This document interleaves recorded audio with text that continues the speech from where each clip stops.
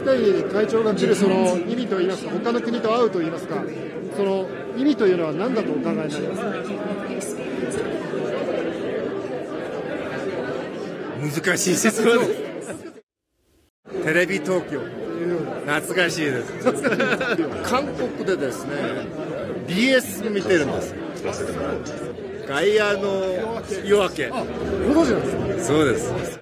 이재용 삼성전자 회장이 지난달 신입사원 간담회에서 외국인 공부의 중요성을 강조하면서요, 외국어 공부를 더 안 한 게 후회가 된다, 영어와 일본어는 하는데 잊어버리지 않으려고 노력 중이다 라고 말을 했었죠. 이재용 회장이 즐겨본다는 가이아의 요아케, 일본의 민영방송국인 테레비 도쿄의 장수 경제 다큐멘터리 프로입니다. 대지의 아침이라는 뜻인데요, 경제 현장에서 분투하는 사람들을 통해 다양한 경제 뉴스의 뒷면을 쫓아갑니다 라는 소개글 답게 굵직굵직한 경제 이슈뿐만이 아니라 영세공장의 드라마와 같이 일본의 중소기업 또는 장인들의 현장을 밀착 취재하는 게 특징입니다. 이재용 부회장이 숱한 일본 TV 프로그램 가운데 대지의 아침을 즐겨보는 이유도 일본의 경제 트렌드는 물론 제조 강국 일본을 지탱하는 중소기업의 현장을 살펴볼 수 있어서가 아닐까 싶습니다. 도쿄나우도 지난 2월 7일부터 8일까지 일본 외신기자클럽 FPCJ가 주최한 프레스투어에 한국 언론 가운데 유일하게 참가해서 히로시마 지역의 강소기업 5곳을 취재하고 왔습니다. 앞으로 3회에 걸쳐서 소개해드리겠습니다. 첫 시간은 일본 최대 청바지 원단 제조사 가이하라 데님과 스니커즈 제조사 스핑글 컴퍼니입니다. 지금이 어떤 시대인데 신발과 섬유? 라시며 채널 돌리시려는 분 계시죠? 일단 한번 보시죠. 일본 중소기업의 독자적인 기술을 소개하고 일본의 장인정신 대단하네요 라는 감탄을 하려는 게 아닙니다. 이번에 취재한 5개 히로시마 지역 중소기업은 모두 신발, 섬유, 주물, 정미, 양조 등 소위 사양산업에 종사하는 기업이라는 공통점이 있습니다. 한국과 마찬가지로 일본도 중국과 동남아 저가 공세에 밀려 진작에 사업을 접거나 인건비가 싼 해외로 이전한 업종들입니다. 그런데도 불구하고 인건비 비싼 일본에 남아서 세계 1위 또는 일본 1위를 유지하는 이 기업들의 비결, 이것을 살펴보려고 합니다. 자, 먼저 가이하라 데님입니다. 데님은 청바지 원단인데요, 가이하라 데님은 일본 시장의 60%를 차지하는 1위 업체입니다. 매출은 152억 엔에 달합니다. 미국 리바이스와 갭, 일본 유니클로 등 유명 업체들이 가이하라 데님을 사용합니다. 1893년 창업한 가이하라 데님은 원래는 기모노 직물, 그 가운데서도 남색 기모노 직물을 전문으로 만들던 기업이었습니다. 기모노 직물 만들던 회사가 일본 최대 청바지 원단 업체로 변신한 게 신기하죠. 가이하라가 위치한 히로시마현 후쿠야마시는 200년에서 300년 전부터 면 생산량이 풍부해서 면으로 실을 만들고 물을 들이는 염직물 사업이 융성했다고 합니다. 하지만 일본인들의 의상이 기모노에서 캐주얼로 변하면서 가이하라 역시 위기를 맞는데요. 1970년 업종을 기모노 직물 생산에서 데님 생산으로 바꿉니다. 4대째인 가이하라 마모루 사장은 가업을 기모노에서 청바지로 바꾸는 모험을 한 이유로 2가지를 들었습니다. 첫째, 1970년대 일본의 학생운동이 활발해지면서 미국의 영향을 받아서 청바지를 입는 젊은이들이 늘어났습니다. 가이하라 사장은 앞으로는 청바지의 시대가 열릴 것으로 확신했습니다. 둘째, 기모노든 청바지든 이 원단에 물을 들이는 제품이니까 가이하라가 잘할 수 있다고 봤습니다. 특히 당시 청바지는 가이하라가 100년 가까이 주업으로 삼았던 남색이 대부분이었기 때문에 이거라면 잘할 수 있겠다라고 했답니다. 시장이 어떻게 변할지 내다보고 자기 회사의 주특기를 제대로 파악해서 접목시켰다는 점에서 대단한 통찰력이 아닐 수 없는데요. 하지만 당시는 이미 한국 등 신흥국들의 섬유 산업이 급성장하던 시기입니다. 가이하라 마모루 가이하라 데님 사장의 증언입니다. 我々はデニムを作り出したのが1970年で繊維産業がある意味日本の繊維産業がもうピークアウトした時期に我々は始めたんですね。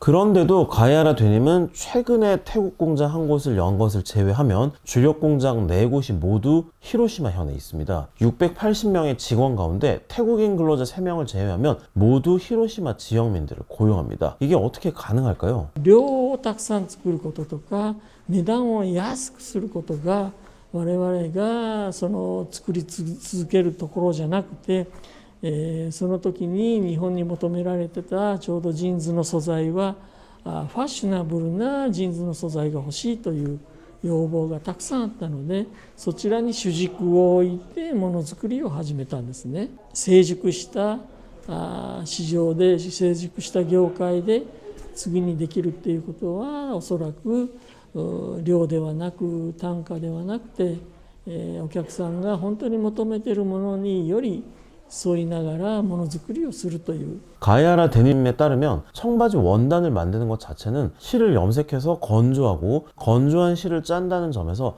특별한 기술이 아니라고 합니다. 가이하라가 세계적으로 이름을 알리게 된 건 세계 최대 청바지 회사인 리바이스의 선택을 받으면서인데요. 리바이스가 전 세계 숱하게 많은 데님 기업 가운데 가이하라를 택한 이유는 일관성이라고 합니다. 이 청바지 원단을 만드는 것 자체는 누구나 할 수 있지만 수십 년간 똑같은 품질의 원단을 제때 반복해서 생산해내는 건 아무나 할 수 없다는 거죠. 가이하라 마무르 사장은 1993년 샌프란시스코에서 리바이스 회장과 면담했던 일을 어제 일처럼 기억하고 있었는데요. 가이하라의 세일즈 포인트가 뭐냐? 리바이스 회장의 질문에 reliability, 즉 신뢰성이라고 답했다고 합니다. 그의 말처럼 가이하라는 40년 전에 도입한 방직기를 통해서 오늘날에도 40년 전과 똑같은 품질의 원단을 생산하고 있습니다. 시작부터 박리담의 전략을 선택하지 않았기 때문에 가이하라만의 상품을 만들 수도 있었습니다. 당시 청바지 원단은 이 스트라이프와 같은 단순한 무늬밖에 없었다고 합니다. 색깔 역시 단순했는데요. 갈색이나 카키색은 생산 과정에서 색이 점점 옅어지기 때문에 이 청바지 원단으로 만들기는 어렵다고 하네요. 가이하라는 갈색과 카키색은 물론 다양한 무늬의 데님을 독자적으로 개발했습니다. 덕분에 유럽에서 청바지 붐이 불었던 1980년대 디젤과 같은 유럽 브랜드들에도 원단을 납품할 수 있었습니다. 가이하라가 100년 가까이 염색한 기모노 직물을 생산하던 업체였기 때문에 가능한 일이었습니다. 시대 변화에도 굉장히 빠르게 적응하고 있습니다. 청바지는 무겁고 더운 게 약점이라잖아요. 최근에는 취급하기 손쉬운 제품을 찾는 소비자들의 수요를 반영해서 가볍고 잘 늘어나는 소재, 시원하고 잘 마르는 소재, 물이 안 빠지는 소재 등 기능성 소재를 잇따라 개발하고 있습니다. 제 마지막 질문이 섬유산업의 주도권은 이미 중국과 동남아로 넘어갔는데 왜 가이하라는 인구도 시장도 줄어드는 일본에서 섬유업을 계속하느냐였습니다. 가이하라 사장은 우리는 대량 생산을 포기한 대신 항상 새로운 상품을 만들어서 새로운 시장을 개척할 수 있다. 그럴 수 있는 한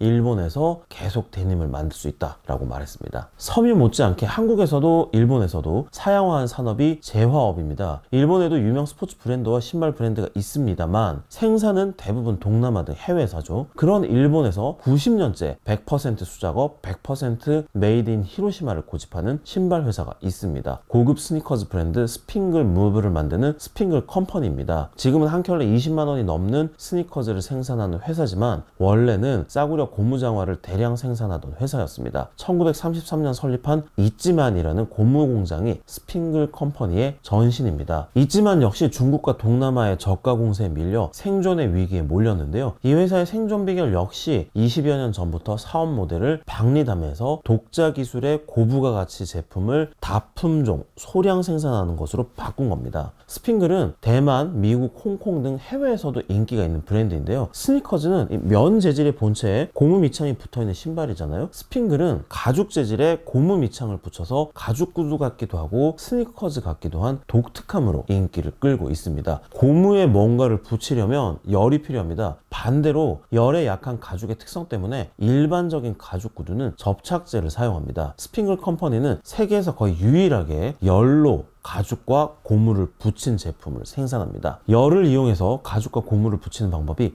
벌커나이즈라는 제조법입니다. 화류관이라고 불리는 100도의 고온 고압 통에 스니커즈를 넣고 1시간 쪄서 가죽과 고무 밑창을 붙이는 겁니다. ソールをこう巻き上げてつけてるので、例えばこうポチャンとつけた、靴だったらおそらく皆様こうベリバリって剥がれたことあると思うんですけど、この靴はもう絶対剥がれないんですね。